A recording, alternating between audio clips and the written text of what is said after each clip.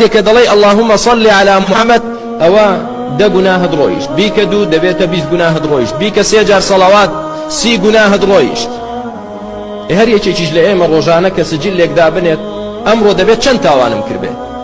ئەگەر فاسقترین کەس و مجرمترین کەس بی إلا أن يشاء الله دنا أو بري 20 تاوان دەکەیت، ئەو پەری 10 تاوان دەکەیت، ئەو پەری 5 تاوان دەکەیت.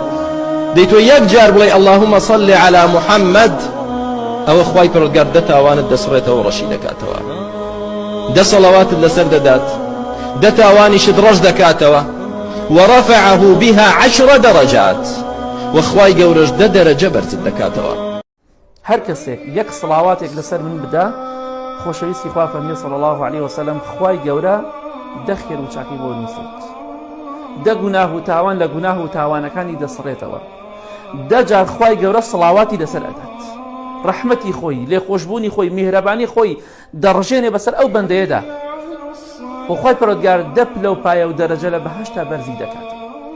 کەواتە کاتێک تۆ دەڵی اللهم صل على محمد، یا دەڵی صلی الله عليه وسلم، بە شتێکی کەمی مەزانە، خوای گەورە بەهۆی یەک سڵاواتێک بۆ 10 جار سڵاوات لەسەر تۆ دات. خوای گەورە 10 چاکت بۆ نووسێ، 10 گوناه و تاوان لێ دەسڕێتەوە، 10 پلە و پایە لە بەهەشتا بەرز دەکاتەوە. بۆیە لە دەست خۆتی مەدە، بەردەوام سڵاوات لەسەر خۆشەویستی خوا بدە صلی الله عليه وسلم، بە تایبەتی لە شەو ڕۆژی جومعەدا خۆشەویستمان صلی الله عليه وسلم فەرمانی پێمان کردووە، دەفەرمێ لە شەو ڕۆژی جومعەدا زیاتر سڵاواتم لەسەر بدەن، چونکە سڵاواتەکانی ئێوە دەگاتە من. و لە حەدیثی صحیح داهاتۆ خۆشەویستی خوا فەرمێ صلی الله عليه وسلم، کاتێک کەسێک لە ئێوە سڵاواتێک لەسەر من ئەدا، خوای گەورە مەلایکەیەکی داناوە لە دیار قەبرەکەی من، تایبەتە بەو شتەوە، ئەفەرمێ ئەو مەلایکە دەفەرمێت ئەی محەممەد صلی الله عليه وسلم، ئێستا فڵان کەسی کوڕی فڵان کەس، فڵان کەسی کچی فڵان کەس سڵاواتی لەسەر تۆدا، جاگە پێت خۆشە بەردەوام لای خوا پلەپایەت بەرز بێتەوە، گوناه و تاوانت بسڕێتەوە، خێر و چاکت دەستکەوێ. ئەگە پێت خۆشە ناوت ڕۆژانە بڕۆ بلای خۆشەویستی خوا صلی الله عليه وسلم، بەردەوام سڵاوات لەسەر خۆشەویستی خوا بدە صلی الله عليه وسلم، ئەو کاتە ئینشاءالله خوا بەرز دەکاتەوە، سەربەرز دەکات لە دنیا و لە قیامەت. جا ئەگەر گەلێک لە ئەجر و پاداشتت دەستکەوێ، خوای پەروەردگار 10 جار سەڵاوات بداتە دیارت، واتە 10 جار لەناو مەلایکە باست بکە و مەدحت بکە، و لە 10 گوناهت خۆش بێ، و 10 چاکت بۆ بنووسێ، و 10 دەرەجات بەرزتەوە بکە، بڵێن اللهم، كوتت اللهم معناه يعني يا الله. وقال النضر بن الشميل من قال اللهم فقد دعا الله بجميع أسمائه، هەر کەسێ بڵێ اللهم داوای کردووە لە خوا، یعنی بە هەر نەوەتون و ناوەکەی خوای پەروەردگار. اللهم یعنی خوایە گیان بەو هەموو ناوانت، صل على محمد وعلى آل محمد كما صليت على إبراهيم وعلى آل إبراهيم إنك حميد مجيد. جابرا كان معنای صلاة خوای پەروەردگار، یعنی باسکردنی پێغەمبەر صلی الله عليه وسلم.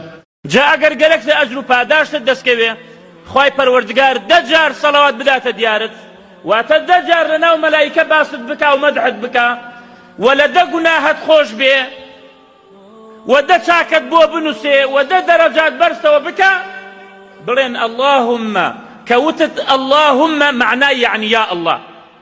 وقال النضر بن الشميل من قال اللهم فقد دعا الله بجميع أسمائه، هەر کەسێ بڵێ اللهم داوای کردووە لە خوا، یعنی بە هەر نەوەتون و ناوەکەی خوای پەروەردگار.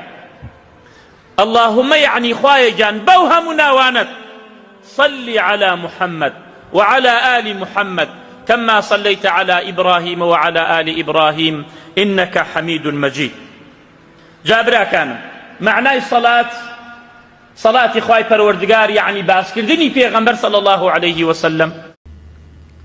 خوای گەورە لە قورئانە فەرمێ إن الله وملائكته يصلون على النبي يا أيها الذين آمنوا صلوا عليه وسلموا تسليما.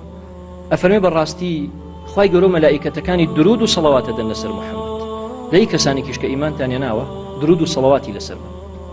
تۆش بزان یەک درود و صلوات لەسەر ئەو خوای گەورە و باڵا دەست 10 درود و صلواتی لەسەرەیە.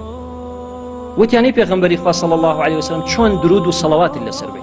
فەرمی بڵێن اللهم صل على محمد وعلى آل محمد كما صليت على إبراهيم وعلى آل إبراهيم إنك حميد مجيد. اللهم بارك على محمد وعلى آل محمد كما باركت على إبراهيم وعلى آل إبراهيم إنك حميد مجيد.